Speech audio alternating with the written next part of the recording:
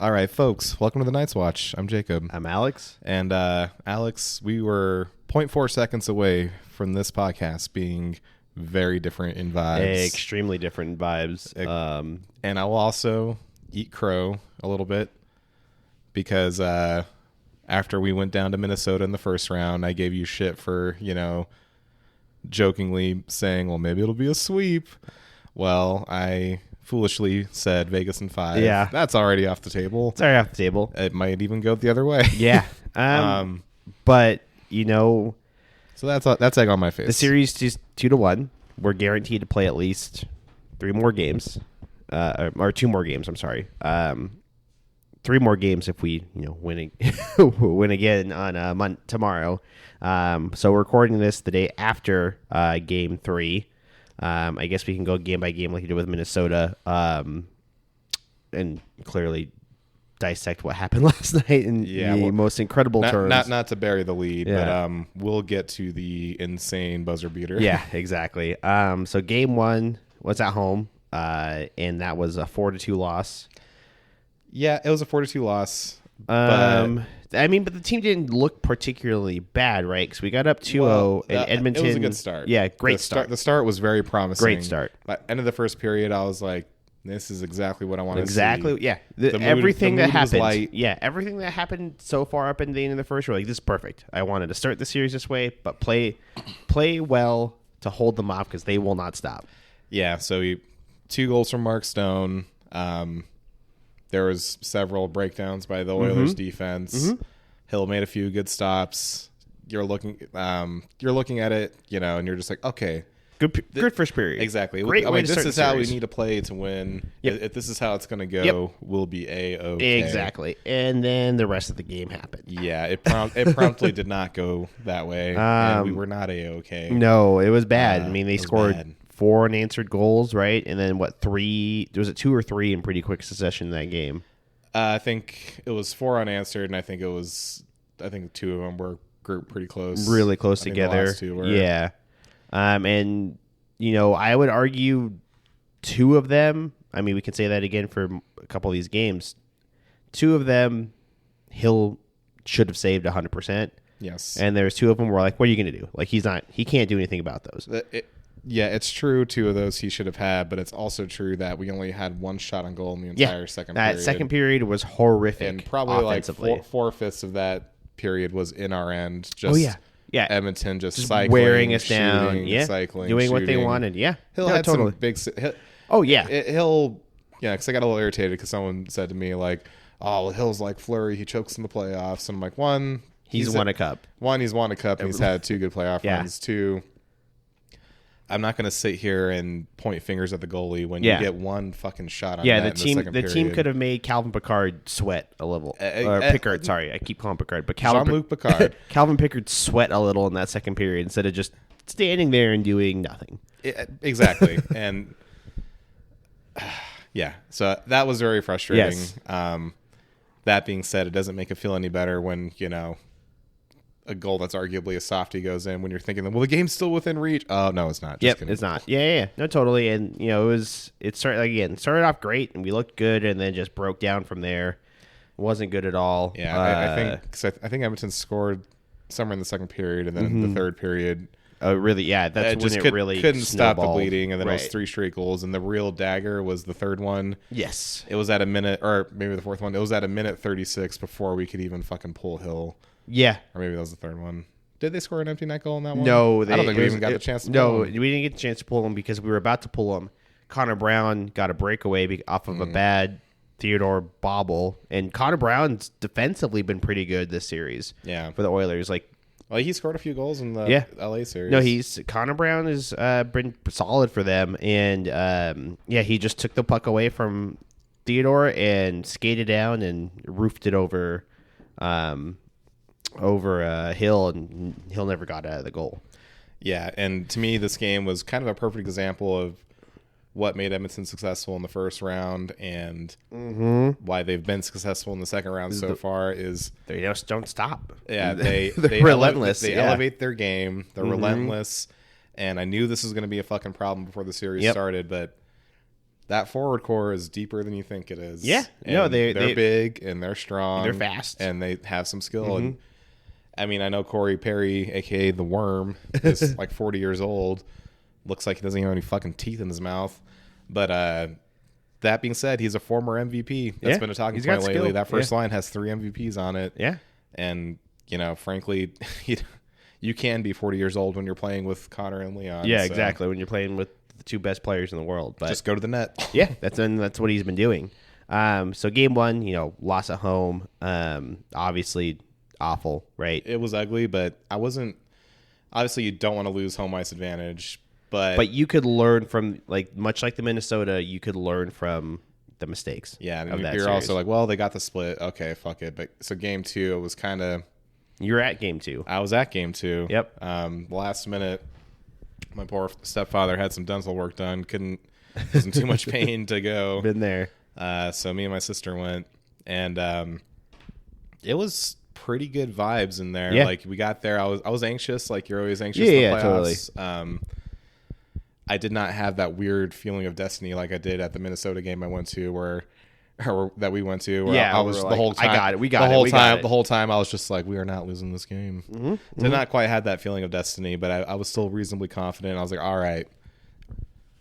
Cassidy says it all the time, right? Game 1, you always over prepare for it, and everything goes out the window because it's never what you think it's going to be. I'm like, yes, but hey, we got burned. We're going to learn some lessons. We're going to be better in the neutral zone. We're going to be better defensively. Hill's going to, splash some cold water in his face and reset. I was feeling reasonably good about it. But you know what?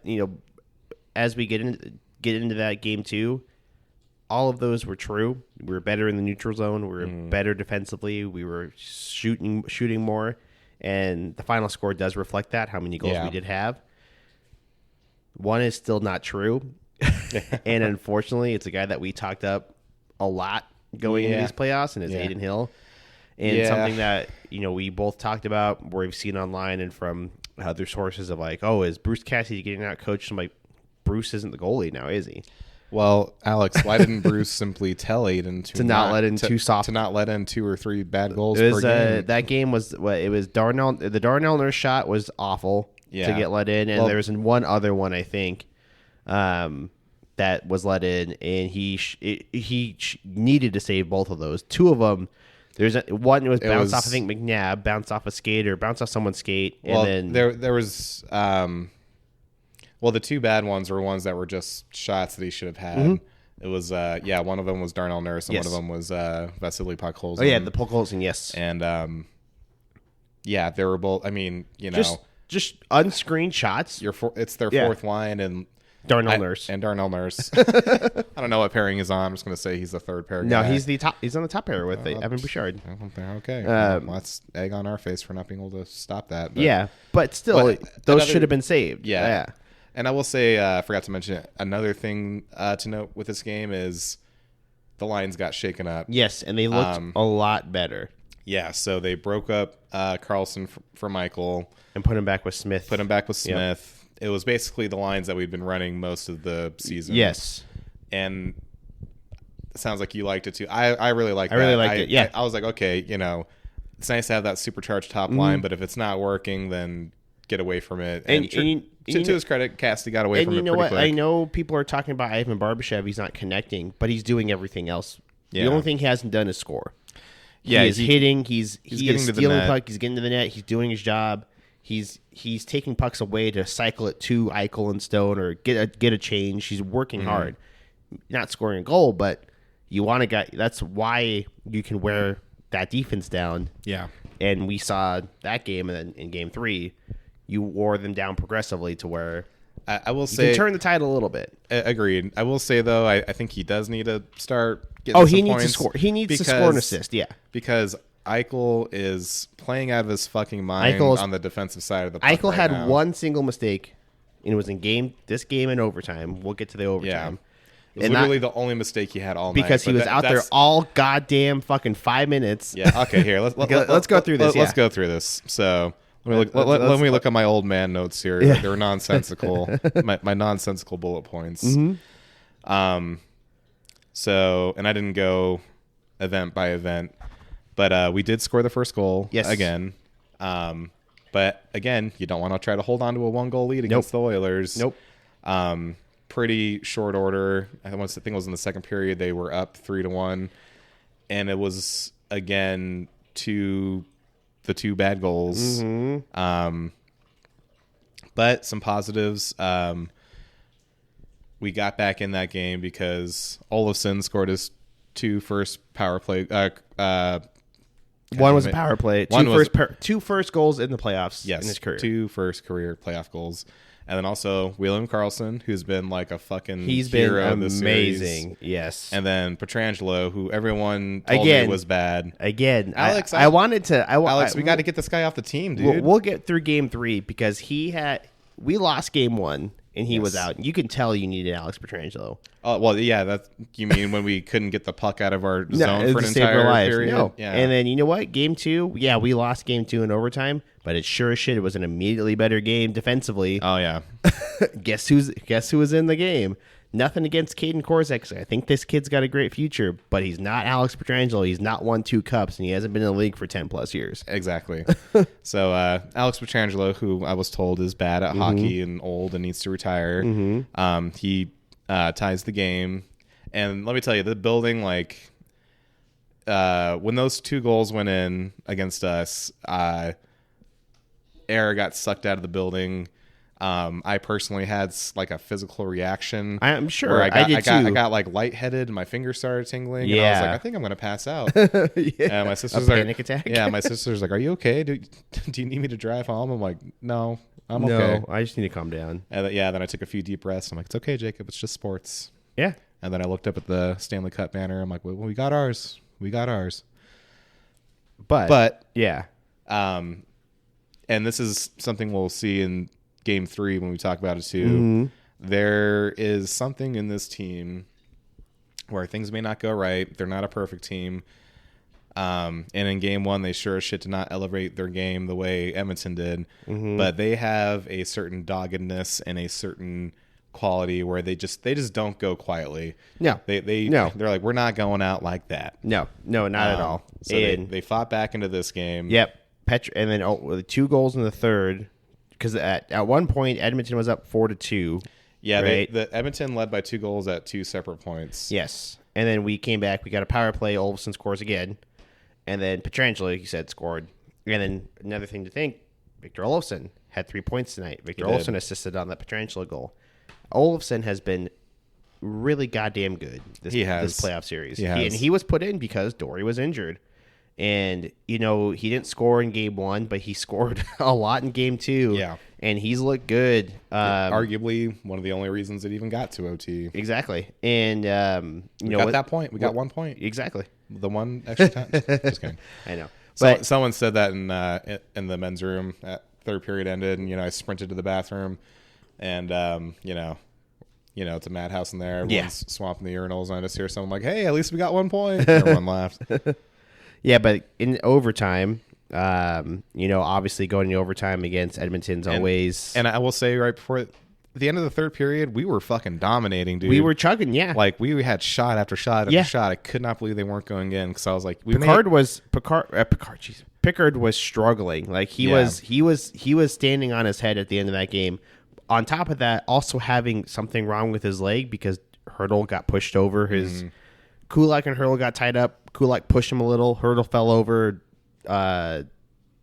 Pickard's skate. They just clacked together, and Hurdle tried to brace himself coming down, and it just got. I mean, obviously Hurdle's a big guy, right? Oh yeah. And he just tank. He caught Pickard's calf, maybe thigh, and you can see he was Pickard held his thigh before the Pietrangelo goal. He was holding his leg, and I saw a good point on TNT. I think it was it's either Biz or Lundqvist. They all said, if that happens to you, ask for time. Yeah. Don't stay down. You will get a rest. You could prevent that. And that's a mental thing. It's like you could prevent what comes next. And see, in real time, I didn't see any of that. I just saw that we were buzzing, and I was like, oh, please, Christ, score. Oh, no, again, to Pickard's credit, with whatever he was dealing with, he was playing really well, making some saves, making really good saves, and but the defense in front of him was playing awful, right? Yeah. And that's what we were exploiting, and what we should be exploiting at this point, because they're not playing good defense in front of them. And going into the overtime, I was like, okay, we got this. We can win. We were buzzing, and we were buzzing coming into the overtime too. Like, and there was even a moment in the third where like I call it a spontaneous cheer where like nothing really happened, but like for some reason the building just started fucking going bananas just from the tension, and I was like, oh, everybody felt it. It kind of felt like that game 5 against Minnesota where it just felt magic. I was like, oh, the magic is brewing. The Fortress magic is brewing. Let's get this, boys. Then overtimes, was the first bit was not bad, right? The first 5 minutes, we were cruising. We were still generating chances. Yeah. And, it just contributed to that feeling where I was like, it's inevitable. And we're then, getting this. Unfortunately, Nick Watt just lost the use of his brain for a brief half a second. Yeah. And just, I don't know. He came out and said he was playing the puck. He didn't realize where he was going to play the body on Frederick. Didn't realize where his stick was going, where Frederick was standing. And he absolutely cross-checked the dog shit out of Trent Frederick's face. Yeah. And you were at the game, so you thought he just gave him a pop. Yeah, so I saw his hand go, and I should clarify, I'm in the upper bowl. Yes, so it's hard to see. The top of the upper bowl. Way back, yeah. So I saw his glove go up, and I thought he just gave him like a little bunny punch, a little rabbit like punch. What Barbie did to Hartman in Minnesota. Exactly. Yeah.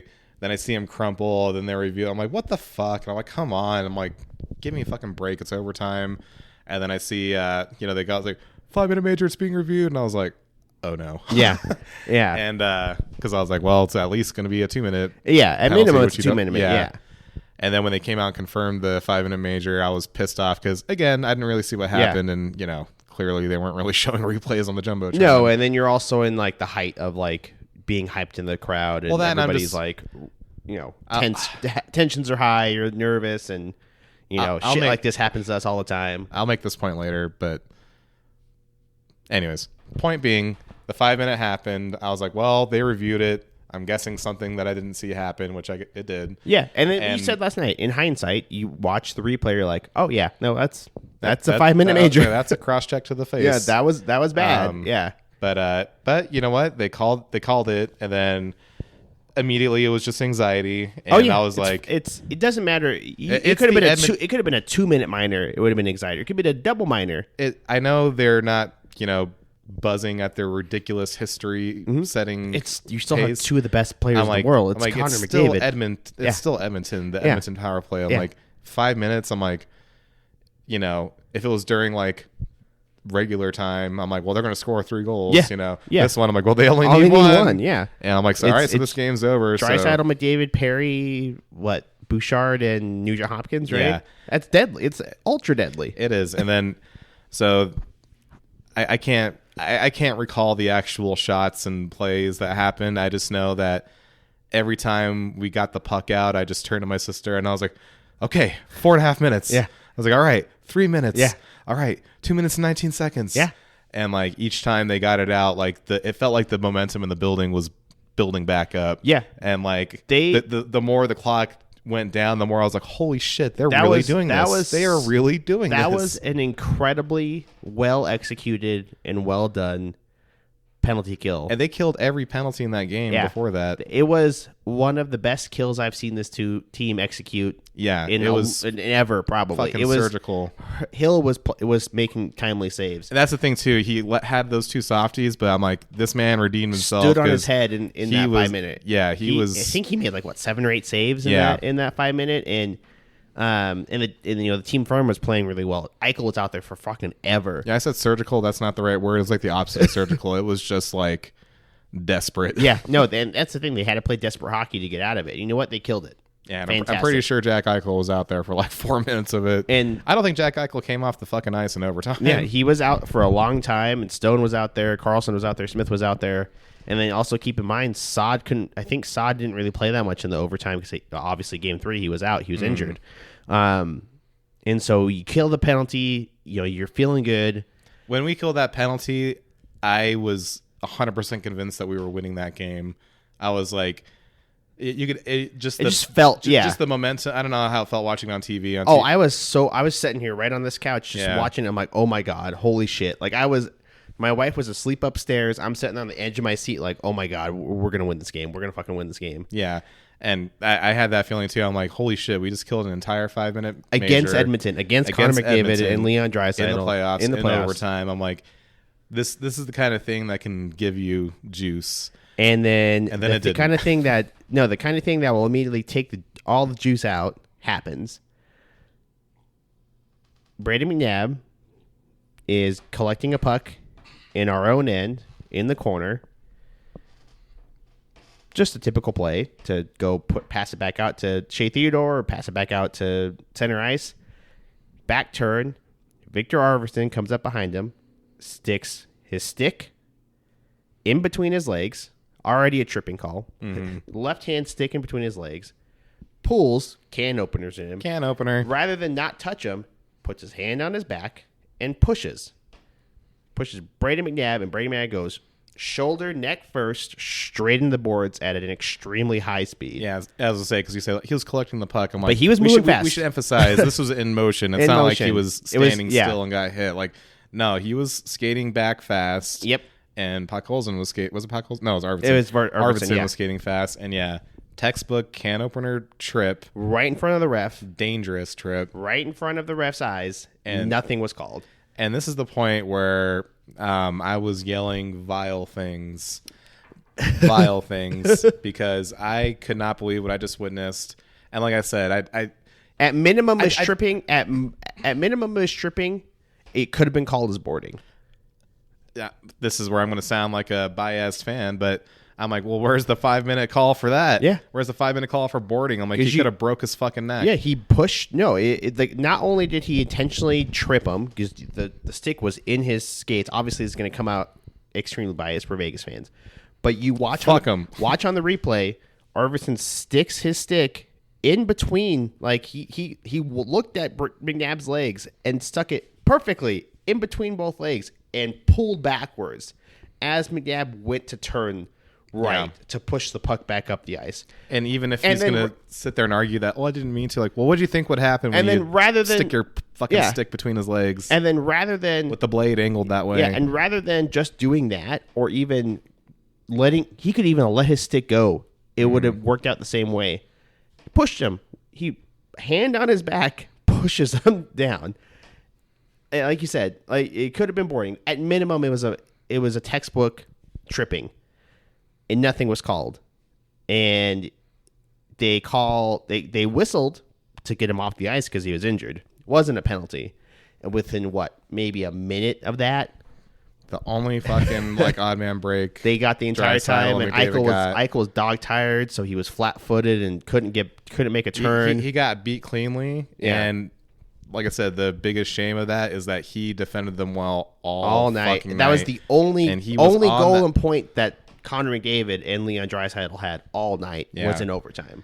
And he was on that PK so long. And then even when we were having offensive zone time, him and Stone were still on the ice because that's where the offense is coming from. It's coming from one of three guys. It's going to be Stone, Eichel, or one of four guys: Stone, Eichel, Carlson, or Pietrangelo at this point. Yeah, it's coming from one of those four, and they were out a lot, right? Yeah. And, he's tired. Shit happens. He got beat clean. And Hill almost made that save, too. It looked like he got a piece of it and it kind of trickled in. Kind of popped off his wrist or his stick or something. And game's over, overtime. And let me tell you, boy, usually things like that happen. And that gut punch feeling where you're just fucking heartbroken. You're fucking sad. You're in disbelief. You're in shock. Mm-hmm. I did not feel any of those things. I was fucking furious. Yeah, I mean, so were the players, and so was Cassidy. I was fucking furious. I literally could not believe what I had just witnessed. Yeah, and this is gonna come off as a dumbass hot take, but why didn't fucking Arvidsson get a hearing? Why? I know Wah cross-checked the shit out of someone in the face. That's against the That rules. he deserved a hearing for that. 100%. We're not denying that. Yeah, what is more dangerous, though? That or sending someone head first into the fucking boards at that speed, at that distance? I'm like... We were. What would you rather... These are both bad options. What would you rather do? Fucking lose a tooth or fucking break your fucking neck? Yeah, well, we get a hole in your fucking brain from a concussion. Yeah, before you... when you were driving home from the game, we were talking about this in the group chat with one of our friends, and I'm just like, it's... What wasn't called was horrible. I'm pissed off about it, but this has happened twice for the Vegas Golden Knights. It happened to Tomas Hertl before the end of the regular season. And we thought he could have missed the playoffs because of how bad it was. And you know what? That wasn't called either. On a blatant tripping and a roughing call. Same exact spot in the goddamn arena. Shoulder first into the corner of the boards. Same exact situation. And I just realized I was at both games. Yeah. I saw it firsthand live both times. Same exact thing happened twice. And neither of them were called when they should have been. And you know what? After that game in overtime... maybe people are coming around to us because everything I saw were like, holy shit, Vegas got screwed. They got absolutely hosed on fucking this. Lil Wayne went on Twitter and just said Knights got robbed. Yeah, Knights got robbed. You're right, Lil Wayne. Everybody was agreed. I watched the TSN broadcasts and Rick Bonus was on, and Rick Bonus was like, Vegas got absolutely fucking screwed here. This should have been a call. It should have been more than 2. This was awful. Well, did you see what Mark Stone did? He went over to the ref, tapped the glass, and said, "This is on you." Yeah, he's like, "This is good job, buddy. That's your goal. That's on you." Oh, yeah, and Cassidy in the presser too. He was like, "This was 100% on the refs. This was a call that should have been made." Like, well, and I will say he didn't blame the loss on the refs. He just said, "Well, yeah, it was a blown call." And then he did what a good coach does. He didn't take a victim mentality. He's like, "But it's still on us to play until play into the whistle and keep going and push through it." But at the same time, he made a good point. It can't be easy as a player to see, one of the guys on your team that's been there forever. Been there literally the entire, since day one. Is a leader, one of your best players. Yeah. And he gets fucking injured in a shitty way. Yeah, exactly. And nothing's done about it. Nothing's done about it. And it was an obvious trip and an obviously intent to trip him. Maybe Arvidsson didn't intend to injure him, right? But it was an intent to trip McNabb. I'm not a player. I've never played. Yep. What do I know? Neither of us. But neither of us have. I don't know what he thought could have possibly unfolded by doing that at that speed, at that distance from the board. Yeah. That would not result in him going head first or shoulder first or fucking neck first into the boards. Yeah. Like, it's like fucking hockey 101, man. Yeah. It's the definition of a bad hit, you know? Like, no, bad trip. It was awful, right? And boy, let me tell you, after this game, everyone, I've never seen so much fucking gloating and shit talking online in a long time. Ryan fucking Whitney, fucking fool, the jester fool of the fucking hockey world. He's sitting there going on Twitter. He's like calling out Gary Lawless. He's like, "What happened, Gary? I thought, Vegas was going to win." Even Empty Netter is my favorite podcast. They were, I don't know if they were, who was running the Twitter or if they were drunk, but they were just nonstop spamming like, "Oh, this Edmonton team can't be stopped. It's a thing of destiny. Are we about to see a sweep, ladies and gentlemen?" And I replied to every single one, and thankfully they took the piss in good, in good faith and good jest. But I was like, it really felt like the hockey world again. I know they're generating clicks and they're generating views, right? And obviously we were depressed and angry too, and we had our hope lost, but a series is not over game 2. Edmonton should know that very well. Yeah. LA was up 2-0. That was the thing. That was what I said. I was like, you're right, guys. A team cannot come back from being down 0-2 in a series. Not in today's league. It just simply never happens.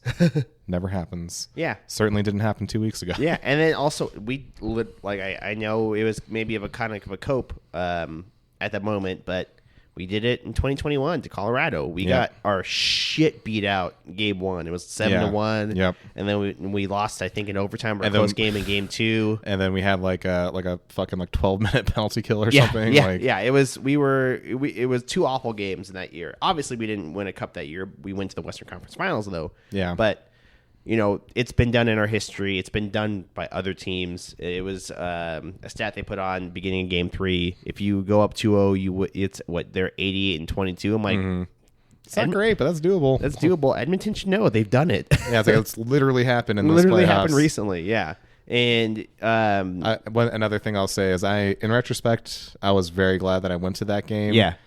Because I went through so many emotions and I screamed so much that by the time I got to the car, I was so drained and so tired that I was like, okay, I'm just going to bed. Yeah, I can't sit here and look at everything. Didn't go on my phone and doom scroll the hockey social media. Yeah. I was like, no, I'm just fuck this. I'm going to bed. Yeah. And then I did have I had a weird.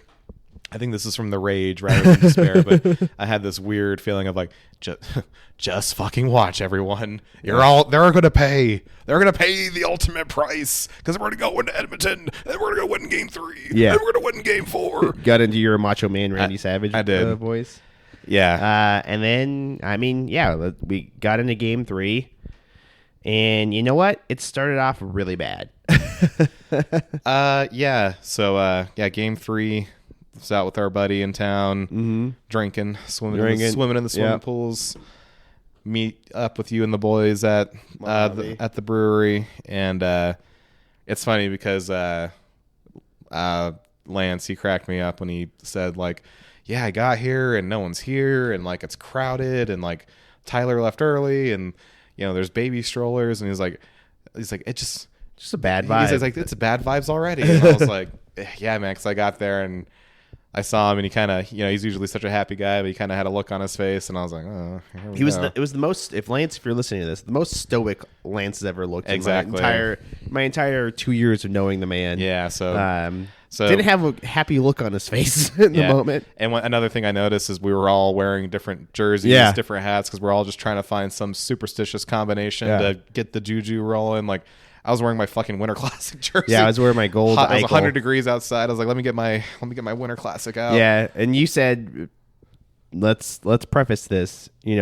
Obviously, we started down 2-0 in the game, but when the game started, we started out pretty well because Stu Skinner was playing this game, and it's because whatever happened to Pickard in the game before, obviously he can't skate. It didn't look bad, but you think about it as a goaltender, you're pushing off a lot on those legs. If there's any tiny bit of twitch or strain or you don't feel right, you're not going to play well. Your legs are in a very specific pose for most of the night. Exactly. So Skinner's in this game, and that immediately goes, okay, he was been awful this entire playoff run. He got pulled. He had an 810 save percentage. Yeah, he got pulled leading up to game 3. But he's played really well against us. And so I posted that, and that was when I saw that, like, it was weird. I was like feeling good about the game until they said, "Oh, Skinner's in," and I was like, "Well, I smell a devastating, heartbreaking, humiliating loss." And no, you said Stuart Skinner career bounce back game coming up. We sat down. We were sat down watching, and you go, "I swear to God, if we win this game, Alex is going to make a set at this exact table for the rest of the goddamn as long as we're in it." I'm like, "Guess what, Jacob?" Found our new table, ladies and gentlemen. But yeah, so it obviously started off bad, right? Corey Perry scores, and then Corey Perry scores again on a power play. On a White Cloud penalty that I frankly didn't really see. I just saw him hit McDavid in center ice. I don't know if they called that as interference or... They called it as interference, but I also didn't really catch it. It was so fast, and they called it so quickly. I was probably already brooding in my beer at that point. Yeah, they call it so quickly, even though they didn't call any interference for any of their guys doing the exact same thing to Mark Stone the entire game. Yeah. So they're up 2-0, right? And one thing we forgot to mention... No Brandon Saad. No Brandon Saad. And we were expecting no Brandon McNabb, but that last minute in the warm-ups, goddamn fucking machine. Suddenly he's out taking wine rushes on the warm-ups, and he's in, and he's on the active roster. And then he fucking plays. Yeah, and plays pretty well. And, oh my God, let me see if I can find it. After the game, geez, like I thought he had a broken collarbone. I thought he was done. I thought he was done for the rest of the series. Yeah, and might not make it to the first couple months of the season. That's how bad it looked because he was holding his whole arm. I am like, oh, that either he separated his shoulder, dislocated it, broke something, he's out. He's gone. Yeah, not to jump the gun, but after the game on the subject of McNabb, Yep. Danny Webster asked, "How you feeling?" And he said, "Good, we got the win." He's like, "Well, how are you feeling? Like, Physically, like, are you feeling any residual impact?" And he just said, "Nope, I'm good. I'll be okay." Yeah, because That's just so classic McNabb. that's so McNabb, but also that's also not giving them anything to quiet, but tough as fucking nails. But it's also not giving them anything to. Dallas just scored. Yikes. But not giving Edmonton anything to exploit on him, right? Like if he said, "Oh, a little sore," guess what Evander Kane's probably going to do? A little sore. I sure hope Evander Kane doesn't cross-check me in the shoulder all night. Exactly. Exactly. So that's also a veteran move too, right? We're down 2-0 at that point in the first period. This first period was pretty crazy to say the least. So yeah, I was. And I should also clarify. So it should be said that at this point in the game, that angry assuredness I had completely fled, and I was like, okay, boys, well, if we're doing anything, we're drinking today. Funerals on Tuesday. Yeah. Wear black on Tuesday. Yeah. But the funeral was postponed. Nick Watt scores, and we should also mention before that, I think Mark Stone leaves the game injured. Was it in for the first period? It was in the first period. He left in the first period, and then he didn't come back out for the second. That's when they confirmed he was. Oh yeah, because he did. He was out for the whole game. He is day-to-day, but they say that he's not confirmed for what he's doing on game 4. Yeah, but when you're down 2 goals in the first already, and you lose your captain, the building's going bananas, and then you lose your captain, and not like one of those ceremonial captains where he's like an old shitty vet, but like an actually good captain. Really good captain. Yeah, exactly. Like one of your best players captain. Exactly. Not like a God, who was the captain for the Ducks? Was it Ratko Gudas? Yeah. Like that situation. Exactly. No, this is a key cog in the machine. I would say a top 3 cog of the machine. And he's done so much, and he's been a big part of shutting down what you can with McDavid and Draisaitl. Yeah. But what makes this team did what makes them so fun to watch. It was at a very dark hour where it looked like the series was about to swing shut. It was 2-0, and they dug the fuck in. But before we move on to that, with the Stone thing, I thought he fell head first in someone's knee, but they replayed it, and I think he just lost an edge, and he then covered his face to protect himself, and I hit his forearm, I think, on Corey Perry's shin. So if anything, I hope it's just like a really bad bone bruise on his forearm. Because obviously if he broke it, I'm sure they would have called it, right? Well, that's what because my thought was like, well, I know they have, imaging technology back there, and I'm like, I hope it's not true. Knock on wood. My first thought was like, oh, fractured forearm. Yeah, no, it's a possibility. He was moving pretty fast, and obviously, the shin guards and the skates are really hard plastic. And they're also being used by a 200-something pound man, right? Mm-hmm. So it's a not a great situation. So nothing that Edmonton did or we did to cause it. Just Stone lost an edge and fell into the wrong spot, right? But like you said, then this team really dug in. Nick Waugh scores off of Nick Waugh, who was in the game, did not get suspended despite having a hearing with player safety. Something I've never seen before. Same. Even Elliot Freeman tweeted out, he's like, it's extremely rare that you get a hearing and then walk away with a fine instead of a suspension. I think maybe what really helped was what I read was like Nick Waugh straight up said I lost where the puck was. I did not mean to hit him, like that. I did not mean to injure him. I am completely apologetic. And I'm like, I will. He went and, I think he talked to Frederick afterwards or apologized to him. He's like, I had no intention on injuring this guy. I just lost where everything was and went up on his face. You do see when I watch the replay, you do see the puck is kind of coming down between them. Yeah, because I think what he meant to do was, I think he was trying to bat it with the stick. I think that, and also he meant to, knowing Frederick was a much taller player, because Frederick's 6'5", he's huge. I think he meant to push the stick into his chest to give himself some room, right? But Frederick was leaned over, and so rather than in the chest, now he's rising up. I think he had a decision, like you said, maybe he wanted to play the puck coming down, and then his stick was also coming up, and then just went boom, straight into the nose. He was in. That's all. He was max fine. Regardless of the intent, regardless if he talked to the guy afterwards, regardless if he's sorry or if he gives a fuck, doesn't matter. He was in the game. And he scores this goal on a puck that quite literally just fell off of Skinner's pads and was sitting right in front of Wah, and Wah was like, okay, and just tapped it in.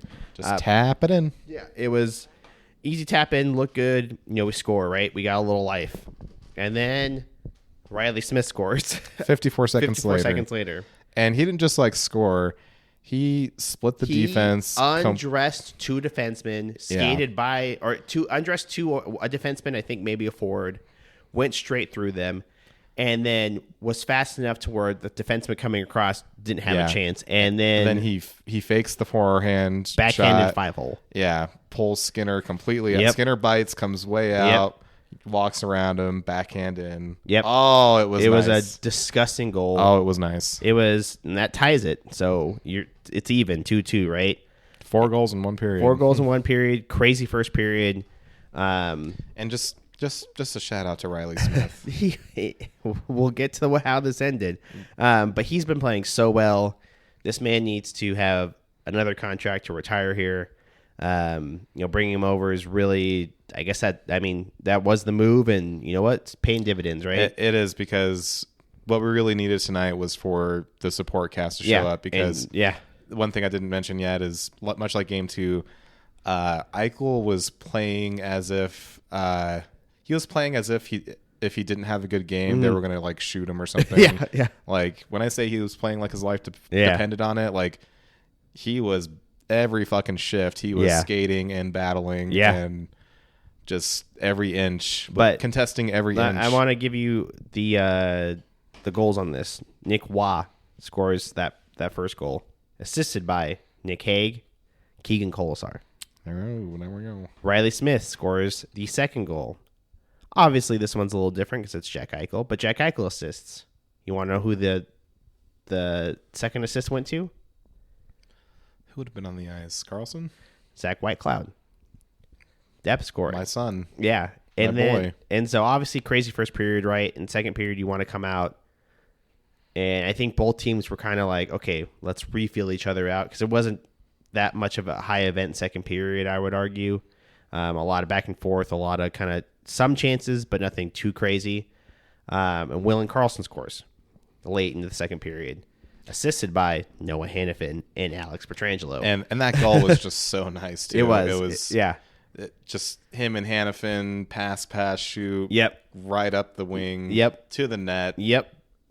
Almost uncontested. Yeah, again. And it was one of those, this game really just, there's been these pockets in these games where I'm just like, Edmonton's defense is not good. There's been, it was us not converting on the goal. Their best defense is smothering us with offense. Yeah. Did they score again? No, it was a official review of something. I don't remember. Whatever. Fuck this game. I don't care. Yeah. Anyways. But no, it was, we were doing everything. We talked about it during the week.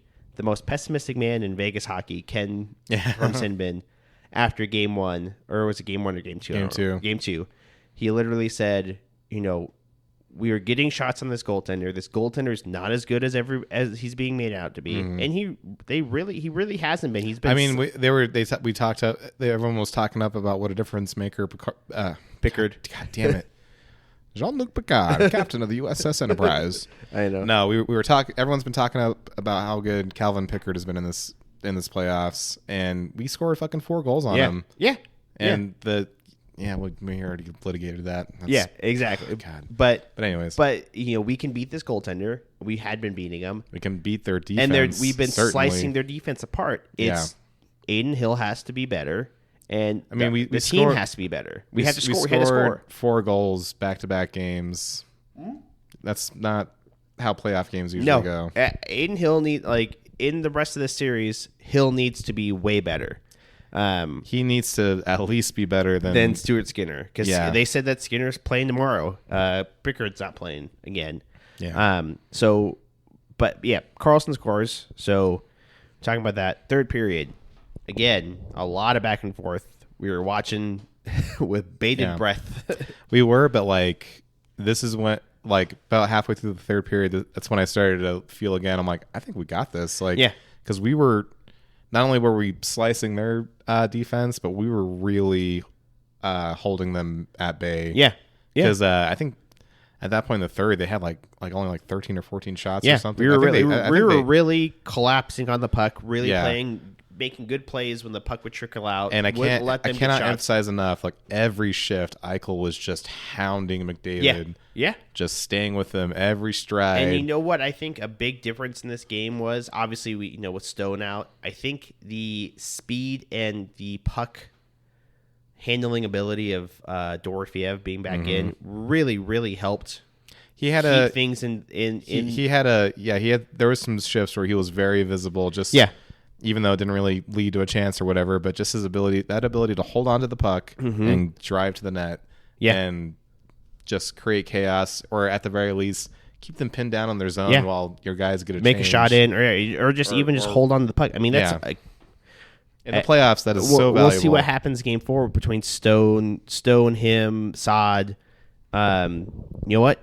Tanner Pearson's been doing just that too. Tanner Pearson's been really good in these last 2 games. That fourth line's been really good. Yeah, and he plays the right kind of game for this situation. There in this game, we both called out Tanner Pearson was on like a 1v3 or 4 and was holding the puck into the zone by himself, so everybody else can get a change. Yeah, exactly. And you need shit like that. You need that North mentality. Yeah, and he's a big guy, and he doesn't try to overcomplicate things, and you need guys like that sometimes. Yeah, and he's playing great. And then, so, unfortunately, Connor McDavid scores.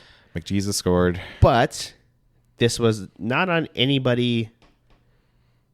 the forwards, not on Aiden Hill. He just threw it at the net and unfortunately deflected off McNabb's, I think, leg. He didn't even throw it at the net. He was trying to pass it to Hyman. Ah, okay. And then it comes through and it hits the back of McNabb's skate and just pops straight in. There's nothing that Hill could have done about that. It happens, and that's not on Hill at all. And Hill was playing not even on McNabb. He was playing the body of a forward, right? Yeah, he was in playing the blue, defense. He was battling in the blue paint. He's doing what you want. Shit happens like that. Do. Yeah.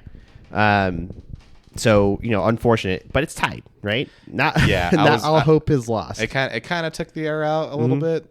We should again mention the brewery is very crowded. Yeah, because apparently Edmonton fans are convinced that there's no fans in the city. It was very crowded, and also even if they were watching the game, they were watching the game. It was a lot of people it was when we scored, it was so loud in that brewery, just like the eruption as soon as things were confirmed. I saw a thing on Golden Knights posted a thing on social media like, oh, if you have videos of your watch party, send it in. And I was like, we got to start setting up a camera because I'm too tense to be like, oh, I should probably have my phone out just in case we score here. And how crazy would that be? Yeah, we should ask. We should talk to Tyler and Griff about that if we can set a little camera up or somebody can set a camera up just to.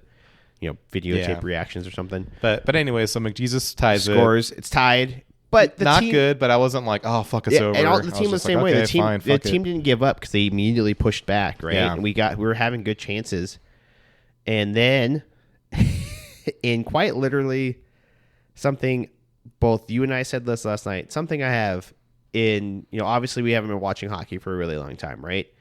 It's happened only a couple times. It happened with Nassim Kadri one time, and it was 0.1 seconds. It happened, I think, a second time. I don't remember who it was. I think it may have been something in the 80s. This is the third or fourth latest goal in a playoff game. Reilly Smith scores with 0.4 seconds left.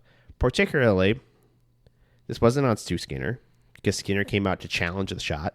I was going to say, debatable. He changed the angle of the whole shot to where it would have gone flat.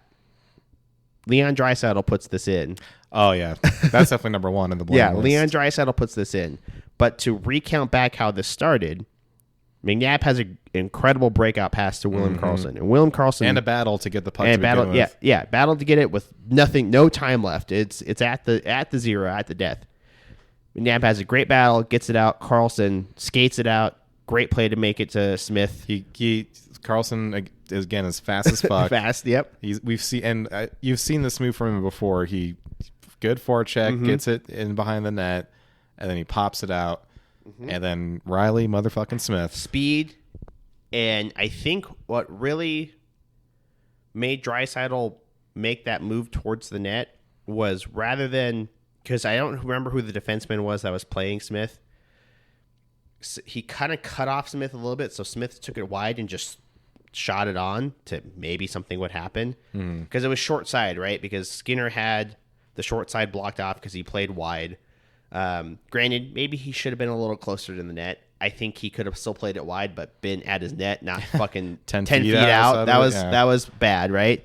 So speaking of Marc-Andre Fleury, so he throws it in, and it hits Draisaitl's stick literally with, like, I don't know what Draisaitl was thinking. well, he was trying to block it, just trying to block it into the net. Yeah, but he pushed it this way.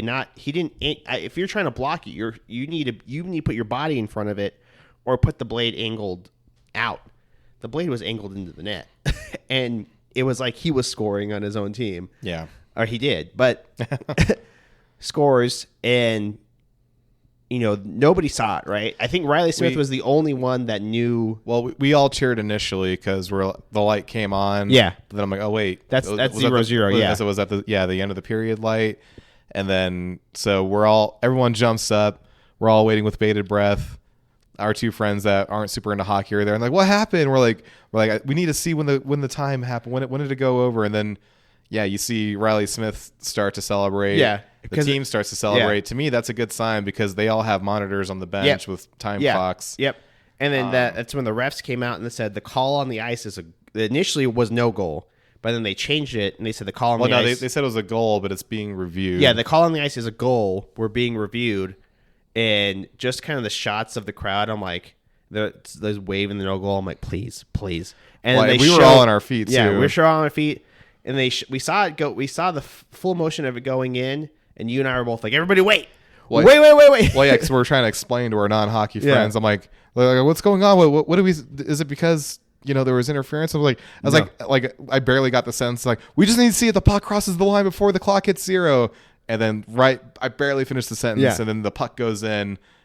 0.4 seconds. 0.4 still on the clock, and then everyone went fucking ballistic bananas. Yeah. Oh my god, that was so cathartic. We're high fiving and jumping up and down, and dude, fucking Reilly Smith, man. He said in the post game, he's like, well, when I hopped over the boards, there was only 7 seconds on the clock. He's like, so I just sprinted to the net because I knew Carly would get it to me, and then. To his credit, he, despite how razor thin that margin was, he had an opportunity to shoot it, but Skinner would have saved it from where he was. Yeah. So he did that little pump fake. It took it a little wider. And just waited that half a second, and then he shot it, and then it fucking goes in. Yeah. Reilly Smith, you have earned yourself another contract. Exactly. You will retire a night, please. And that's, you win in regulation. You didn't have to take that to overtime again. Mm-hmm. And that's going to be a massive momentum boost, right? You hope. You hope so. We don't know yet. Yeah. We don't know until we play game 4. Yeah. So we don't know until we play tomorrow. But, we need that it needs to be a massive momentum boost, right? The team played game 2. They played way better than game 1. Mm-hmm. And this game, as a whole, the team also played better.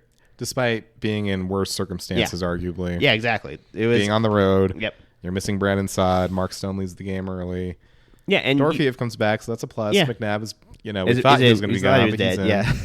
we thought he was dead. We thought he was dead. He's alive. Man was resurrected. But then, obviously you want Stone back. You want Saad back. So we'll see tomorrow how that goes. It's got to be momentum. And they're going to be pissed off too, right? Mm-hmm. They're going to be pissed at the way the game ended. They're going to be pissed at some of their play. Of course, they're going to want to get that back. But we got to keep playing how we played. Yes. Last game. Just no bullshit hockey. Exactly. Just keep playing the way you've been playing, right? So obviously we'll see tomorrow. And I would argue, even in that game, Hill was pretty good too, right? Aside from that third goal, the 2 were all right, but the third one wasn't on him. Shit happens. Like the numbers aren't going to make it look like he had a good game because it was 3 goals and 20 shots. Yeah, I would agree that he had a good game. And then the fact that we held them to 20 shots, exactly. And in their building where Chris Knobloch can control the matchups and get the matchups he wants, and we still held them off like that. You know what? We have plenty of time here. We're at 55 minutes. The last couple have gone like an hour and 45. Well, I want to spend. You have anything else about this game? About this game, about this series. Yeah. So let's keep going. Game 2, the way it ended was bad. It was infuriating. But even I think Draisaitl had a quote where he says like, "Well, you don't like the way it ended, but we're just happy to take the win." But I said, I had this gut feeling that this can be a moment. This can be a turning point. We're not sad. We're not heartbroken. We're furious. Yes. We're pissed off. Exactly. And now we got to play pissed off. Exactly. And Alex, there is something about the Golden Knights and their identity. When they play pissed off, yeah. When the more angry they get, the better they play. Yeah, a lot of teams are the opposite. Teams get angry and then they melt down really and sloppy, shoot themselves in the foot. No, it's like the angrier they get, the better they play. It's just something about this team's core. No, honestly, look at some of our long run. I mean, the cup run's an obvious one, right? Mm. Game 1. The first series obviously got angry after getting blown out by the Jets and just flew through there. Round 2 with these Oilers, first game blown out. No, we won the first game. First game we won. Second game blowout for them, and blatant shit done by Evander Kane. Pissed off.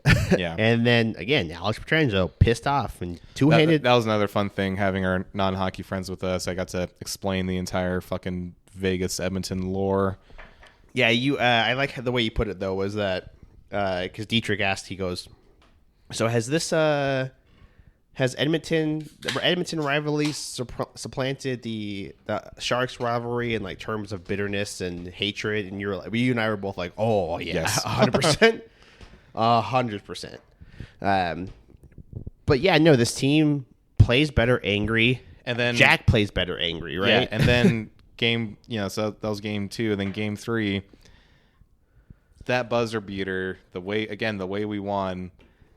You can't tell me that's not disheartening for Edmonton. Oh no! To tie it up and play and bring yourself back to it after being down 3-2, being this, they kept harping on it. NHL record for comeback wins in a row in the playoffs. They are at 6, I think. They can do it again, and just to do all what you could do, and then lose. And how often really can you keep going to that well? Before it dries up. I mean, that's another point to make too. Is look at the Minnesota series, right? As like kind of like same. We're in the same exact position as we were in the Minnesota series. 2 weeks ago, we were down 2-1. Same exact position. Their top players were doing whatever they wanted against us. In this sense, their top players kind of are, but aren't. They're playing well, but we're defending them well, but they are getting their goals, right? You can turn around a series right here. Well, it's funny. It really does come down to one game sometimes where you're just like, the difference between 2-1 and 3-0 is so massive. So massive. Everything. It's two literally completely different situations. And so if you're Edmonton, are you thinking like, okay, well, we got a pretty clean win the first time. The second one, I went to OT, and by our own admission in the post game, there was kind of some fuckery that led to us winning in overtime. Yeah. And then we go home where we should have the distinct clear advantage. We got this crazy crowd. We have control of the matchups. We're getting the matchups we want. Well, they beat us, and they beat us in like an embarrassing fashion that is all over the hockey world right now. And you can also argue that we beat them pretty decisively too. I know the score was 1 goal, right? Mm-hmm. But the 1 goal that they took to tie it was a fluky deflection that went off of their own player's skate, right?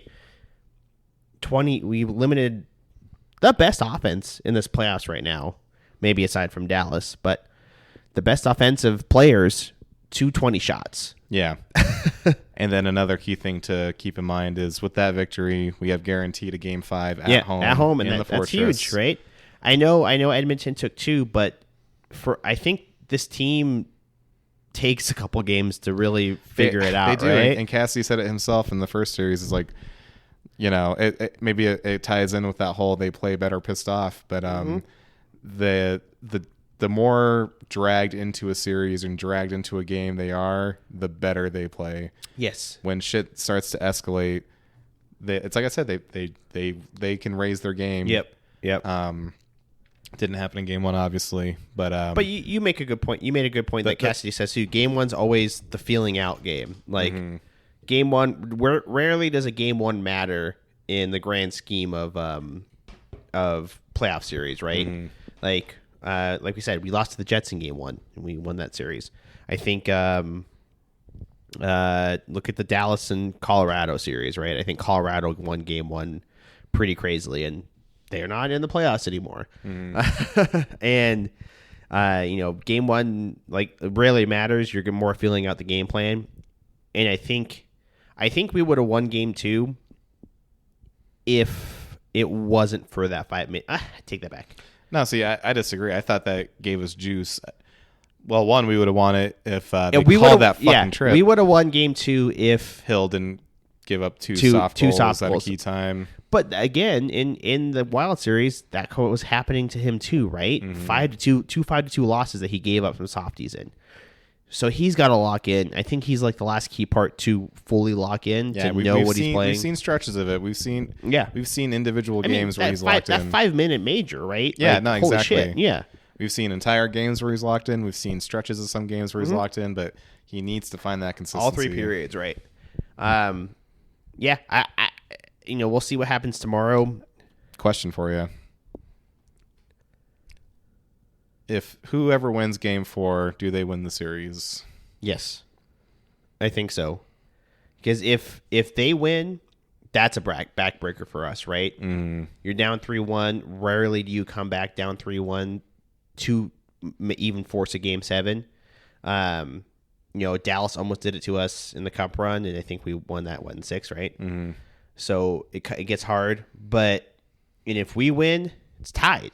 It's tied, and we're coming home. We're coming home, right? You're guaranteed at least 2 more games, and that's also got to be a mental thing for the Oilers too. Like if we win tomorrow, they beat us in our barn, and we beat them in theirs, right? So there's no home ice advantage at this point.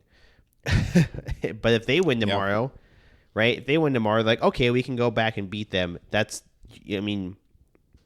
I would hope if we went down 3-1 after tomorrow, we can figure something out. But then it's going to be you're going to see a different side of like a McDavid or a Draisaitl. Yeah, they'll go into kill mode. Yeah, exactly. They smell the blood. Like they. It's God. It sounds pessimistic, especially 24 hours from now. Yeah. We'll be knowing. Yeah. But yeah, if we lose tomorrow, then it's going to be a matter of let's just win game 5 and let's survive, right? Exactly. Just push it as long as you survive can go. every game. Yeah. Make it respectable. Yeah. No. But so but we'll again, see what happens. This is also why you get home. This is why home ice advantage is important. It matters. Because if we do push it to 7, at least we'll be at home. Yeah, exactly. And then also look what Dallas they're on right now. Look what they did to Colorado, and look what they're doing to the Jets currently. But then also look at what the Oilers did too to LA, right? Mm-hmm. LA was this vaunted they don't lose at home. LA lost every game except for the first 2 at home. Mm-hmm. So it could go many different ways, right?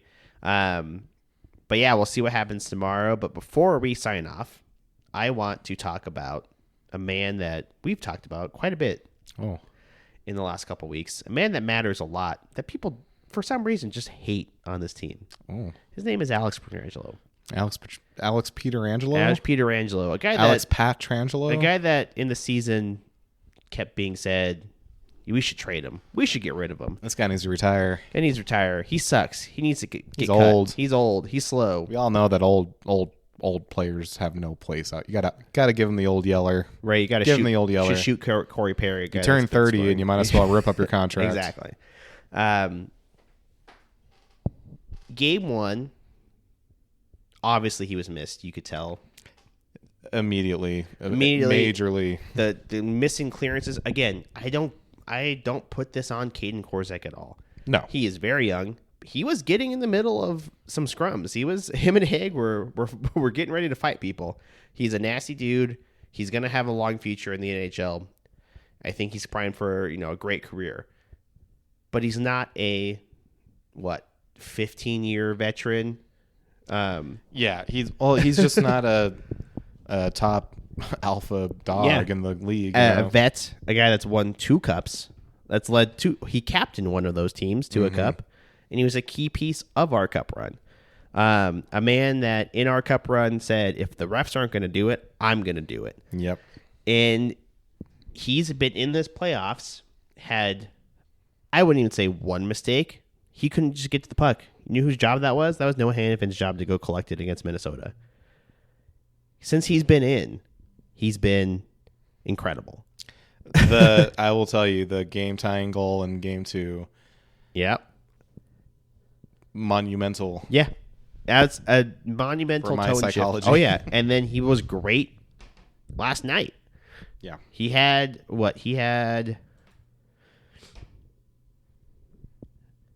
Pietrangelo. He had a point, I think. But he was on the ice, too, for a lot of goals for. Let's see.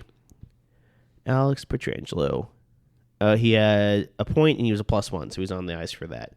But he's been really good. And,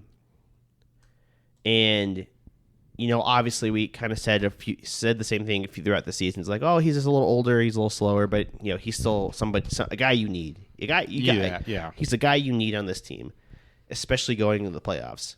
And just the amount of heart, especially after last season, when it ended in Dallas and he got all the blame for some reason, even though he was playing injured. Carlson was playing injured. Stone and Hurdle were barely healthy. I feel like people fucking forget that. I'm like, the man had his fucking appendix removed like 2 days before the fucking series started. We talked about that in one of our first episodes of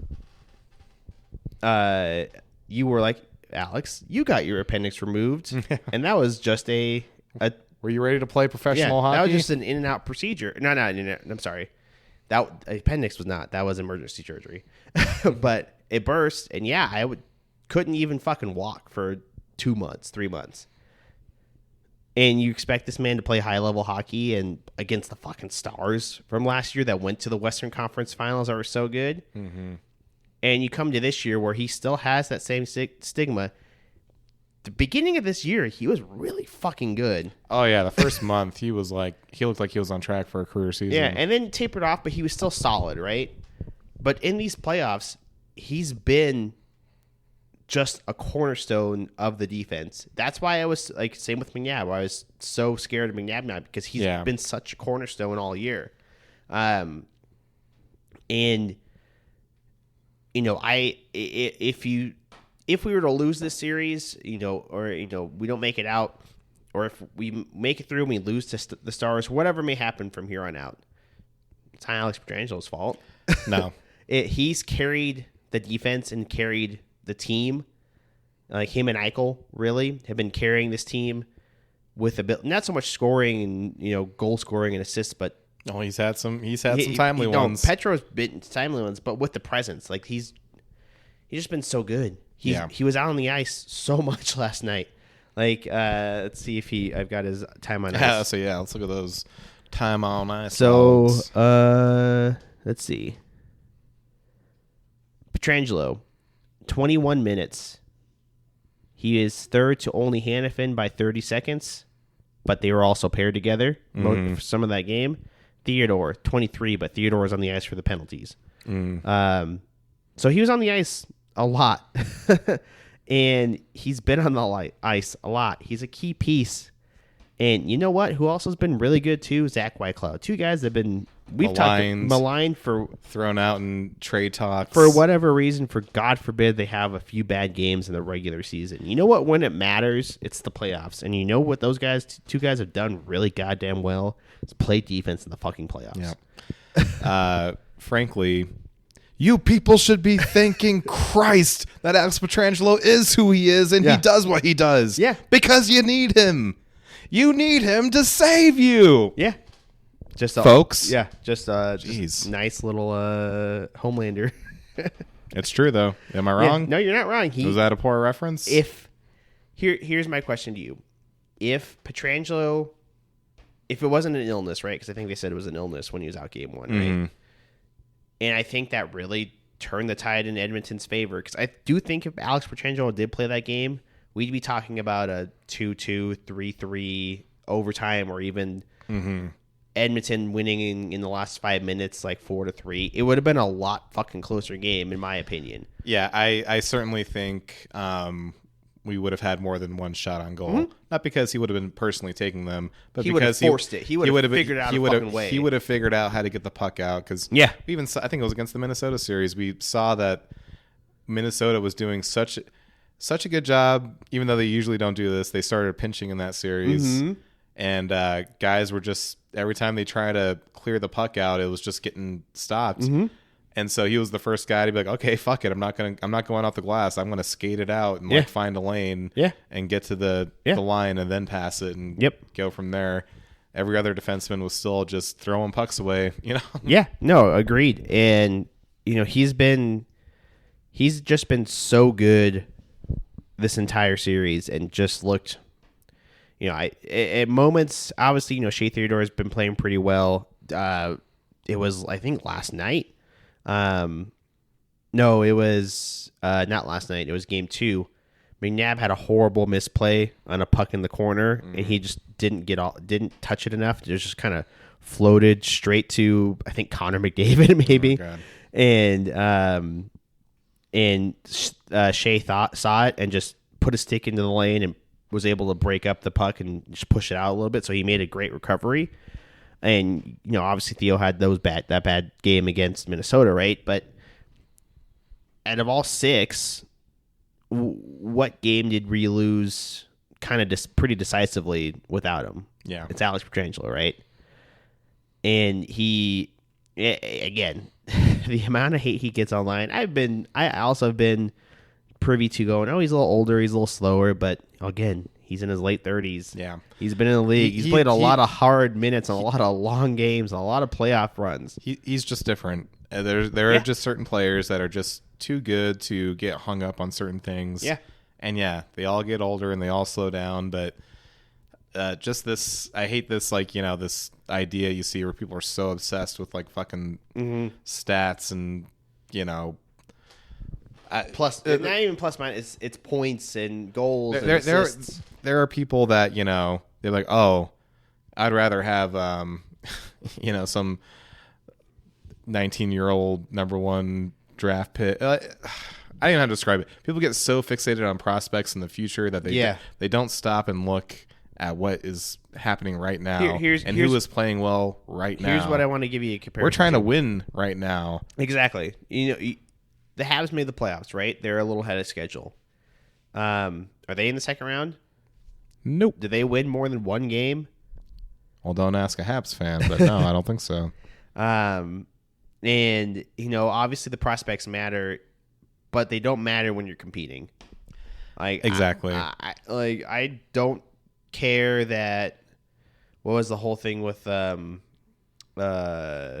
obviously with the Habs we talked about, like, oh, Demidov. I'm like, well, he's good. He will be good, but he's not a playoff. He hasn't been in the NHL playoffs.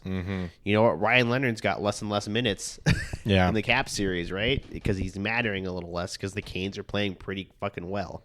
And young guys will step up, but it's young guys that had some experience. Like, for example, Matthew Nyes with Toronto. He's stepped up because he's got experience. He's also a different kind of player. But you need these vets that have been there. And you need vets, folks. You need vets. You need guys that have won multiple cups. You need guys that, you need rings in the room. You need guys that will fucking put their entire lives on the line to win a game so they stay in a series. And that's what Alex Pietrangelo's been doing. And if, you know, we win, lose, or draw, you know what? The what's the word I'm looking for? The negativity will still be out there about him. Yep. Not gonna matter because he's been great. I will stand on the Alex Pietrangelo defense hill for as long as I can. Yep. In fact, I I might buy a Pietrangelo jersey in the next year or two. I was kind of thinking that too. I was like, I need to get another defenseman. I need to get McNabb first, but make sure they give you the little C. The little C, not the big C. They gave me the big C. Instead of how his name actually is on the jersey. I might end up like buying it online so they actually give me the little C.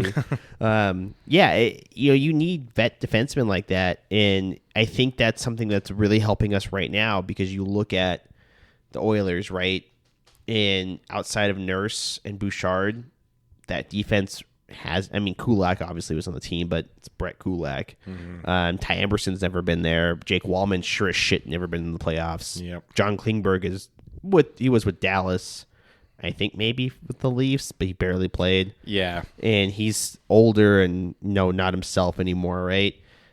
So you've got guys that have cups and they've been on long runs. A guy like Pietrangelo that's going to be a difference maker against the opposite defense. Like, who would you rather have right now, Darnell Nurse or Alex Pietrangelo? Oh, jeez. I don't know. Just on a money standpoint, right? Like, he's making what? That's my favorite fun fact, that Alex Pietrangelo makes less money than Darnell Nurse. Yeah, like by like $1.5 million, I think. Yeah. Petra makes what, like 7-ish? And I think maybe 8. Okay, 8, and then Nurse is like 9.5. Yeah. Jesus. Yeah. So would you rather have that, or we can talk about that at a later date? But Alex Pietrangelo's been so good and matters so much in the playoffs that it in a game that even he misses or even if he's off a little bit, you can tell that the defense isn't the same, right? Yeah. Because he makes everybody that he plays with better. He makes Hannafin look better. He makes Haig play better. And he makes the team overall just, he's the voice in the room. Exactly, and he's just a leader, like. There's a reason he wears an A. Exactly, like, it sounds weird, but, like, sometimes, like, when I'm, like, listening to, post-game stuff or whatever, and, like, you hear him talk, like, I remember one time, and I don't mean this as an insult to Mark Stone, but like I had a momentary brain fart where I forgot that Stone was the captain and not Petro, because of the way Petro was carrying himself, and I was just like, I had like a thought like, that's why he's the captain, and then I was like, oh wait, well, he was the captain in St. Louis, right? Yeah, exactly. So he's been in that leadership role, and he was a captain. He led that team as a captain, and he leads that blue line, Yeah, 100%. It's him. Yeah. In the future it'll probably be Shea Theodore, but it's him, right? It's him and Brandon McNabb right now. Mm-hmm. You know what? Obviously we're talking a little bit longer, but yeah, the negativity and the bullshit about why is he playing? Leave Petro alone. It's not even leave Petro alone. It's leave him alone. It's unwarranted. He's just been so good, and people need scapegoats, Alex. They need someone to they need somebody to blame. Yeah, no, it's very true. And if you want to, if there's anybody to blame right now, unfortunately, and we love him too, it's Aiden Hill. But yeah, well, I was going to say, because people's favorite scapegoats in a hockey team are usually defensemen or goalies, because they're the ones that are that last line of defense. Yeah, but to bring it back to the point, it's like, Hill's let in some softies, but you know what the offense could have done? They could have scored more. I know they scored. They could have had more than one shot. Yeah, in that second period. That was also an option. Yeah, that was always an option. Yeah, they could have generated more chances in game one on that second period, right? There's plenty of talent to go around to do that. They could have done that, and they didn't. But you know what? To end it, Game 4 is tomorrow. We will be at the local watering hole. At the same table. God damn it, Jake! If someone's there, I'm gonna make Tyler kick him out. Should I wear the same underwear? Same underwear. I'm wearing the same jersey. Should I wash it? Don't wear this. I'm not wearing the same underwear. Okay. I'm wearing the same jersey, the same shirt, the same shorts. So I'll wear the same. I guess I'll wear the same jersey. Yeah. You can wash your underwear and yourself. So okay, I'll accept it. But we will be sitting at that table. Sorry, bud. We'll be sitting at that goddamn table. Sorry, buddy, but it's been decided. So Game 4 tomorrow in Edmonton. Time is that game? 6? Fuck, I didn't even get that far. I hope so, because I want to make sure I would assume so, because Edmonton, I think, is only an hour ahead of us, I want to say.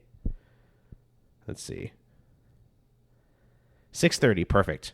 Okay. Perfect. Plenty of time. Plus, they'll start late, too, because for whatever goddamn reason, they have to play the Canes and the Caps at 4 p.m. Yeah, they'll run 15 minutes over. They'll never learn how to schedule these games. So, and give them enough time. Game 4 tomorrow. excited, nervous, see what happens. If the boys can play the way they've been playing these last 2 games, I think they can win again. We stayed alive with some Misfit magic. Yeah. Carlson, Yep. Smith, McNabb. I need Stone back. We need Stone back. I'm hoping Saad is back. That would be great. And if need that speed. And you know what? If Saad's not in, I'm okay with Olafson and Pearson because they've been playing so well too. But we need Mark Stone. We need a full complementary of a lineup. You know what? We'll see. And this time next week, we're either in or we're out, right? Next episode could be a funeral. Next episode could be a mourning period and an analysis of what went wrong, or it could be like last week. We're like, we're alive, bitch. So we'll call see. the ambulance. Call the ambulance. But not for me. And until next week, go Knights, go and stay gold. You really dragged out that ending, Alex. Stay gold. Stay gold.